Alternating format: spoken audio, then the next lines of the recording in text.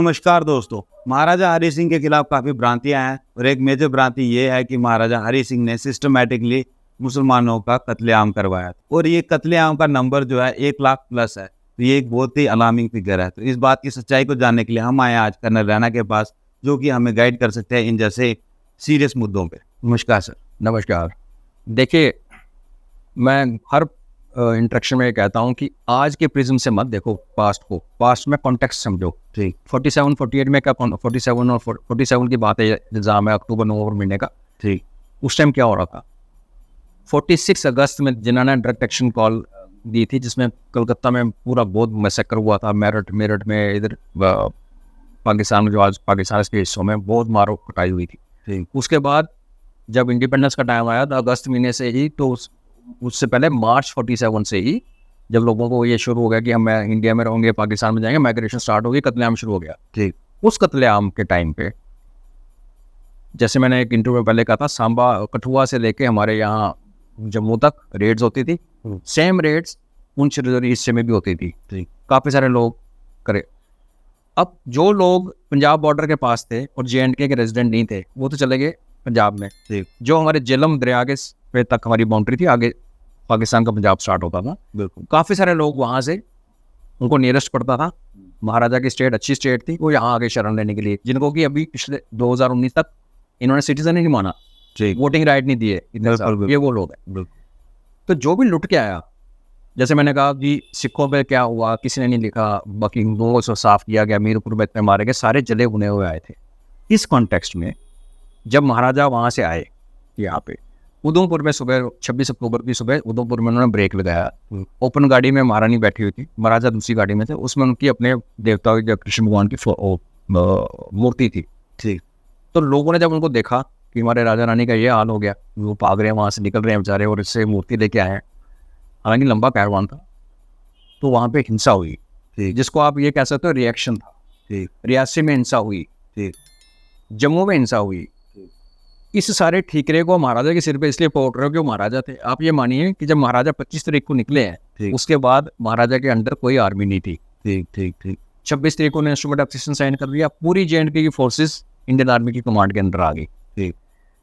यहाँ पे जो आर्मी थी जम्मू में, जिसको कहते हैं जम्मू इलाके में कत्ल हुआ, सांबे में मारा, महाराजा की आर्मी में वैसे भी 40-60% 40% मुसलमान थे वैसे ही। ठीक। पुलिस में 50-50 थे। ठीक।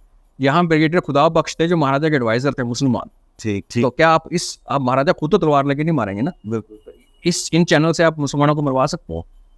मरे, मैंने कहता नहीं मरे, मारेंगे। जैसे हिंदू सिख मारेंगे, मुसलमान जब यहाँ से जाने लगे तो रास्ते में उनकी कहानी लूटी, उन लोगों ने लूटी जो खुद लूट के आए हुए थे। उन तक तो थी। जब देखो, जब वायलेंस बढ़ता ना, तो किसी कंट्रोल में नहीं होता। महाराजा ने तो स्टार्ट किया। बिल्कुल। अगर ब्लेम लगाना तो जिन्ना पे लगाओ, ठीक। उससे पहले ब्रिटिशर्स पे लगाओ, कुछ हद तक कांग्रेस को लगाओ जिन्हें एक्सेप्ट किया, और जल्दबाजी में पार्टीशन कर दी। उस माहौल में आप एक राज्य को बोलो, आपने पंजाब में किसी पे ब्लेम क्यों नहीं लगाया कि ब्रिटिशर्स वहाँ बैठे थे और कांग्रेस की हुकूमत थी, वहाँ क्यों नहीं, वहाँ इतना मर्डर हुए, वो उन पर नहीं लगा, हमारे महाराजा के ऊपर लग गया, जो बेचारे खुद वहाँ से माइग्रेट करके कश्मीर से जम्मू पहुंचे थे, और उनके अंडर कोई आर्मी कोई कुछ नहीं थी, बिकॉज वो सारी आर्मी सारी फोर्सेस उस टाइम 27 अक्टूबर के बाद इंडियन आर्मी के अंडर आ गई। ये एलिगेशन है अक्टूबर एंडिंग नवंबर का। तब महाराजा एक टिटुलर हेड थे, सब नाम के महाराजा थे, उनके नीचे कोई सेना नहीं थी। और ये मजे की बात है, इसका जो सबसे बड़ा सबूत लोग देते हैं वो मिस्टर वेद वसीन है, जिनका एक लेक्चर है कि मैं बयान नहीं कर सकता। वेद वसीन साहब शेख अब्दुल्ला के कितने बड़े चमचे थे, ये सबको पता है। उनका रियल ब्रदर वो RSS में था। उसकी स्पीच सुनोगे तो वो उल्टा है। ठीक। कैसे हिंदू और सिखों को मारा गया। ठीक। और कश्मीर टाइम्स तो वो अखबार है जो किसी टाइम में जम्मू में बिकता था, आज कोई पढ़ता नहीं है, और कश्मीर में। और उनकी जो बेटी है अनुराधा वसीन, अभी 370 पे जो कार्रवाई उसमें अपील कर रखी है 370 के खिलाफ। तब हम लोगों का नैरेटिव पढ़ी है। जिस बंदे को पूछो प्रूफ, वो कहते हैं वेद वसीन साहब की ये स्पीच।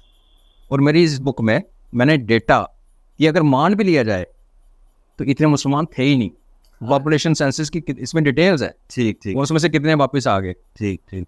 तो देखिए, जम्मू JNK उस टाइम भी मुस्लिम मेजॉरिटी था, आज भी मुस्लिम मेजॉरिटी है। बिल्कुल। जम्मू सिटी को छोड़ के जम्मू डिस्ट्रिक्ट में भी मुस्लिम्स बहुत ज़्यादा हैं। बिल्कुल। तो अगर हमने इतने कत्लेआम किया होता महाराजा हमारे ने, तो फिर तो साफ हो गया होता। बिल्कुल। तब मेजॉरिटी में थे ना, तो आज मेजॉरिटी में क्यों है? ये सिर्फ हमारे आपस में रिलेशन खराब करने के लिए, दंगे बढ़ाने के लिए बातें की जाती। ठीक। तो महाराजा ने एक टाइम पे ब्रिटिशर्स की कठपुतली बनने को मना कर दिया, जिसका बदला लिया उन्होंने ये सब प्रोग्राम को अंजाम देके। आप इसके बारे में क्या जानते हैं या क्या सोचते हैं, हमें कमेंट सेक्शन में ज़रूर बताइए। मिलेंगे हम आपको एक और वीडियो में, तब तक धन्यवाद।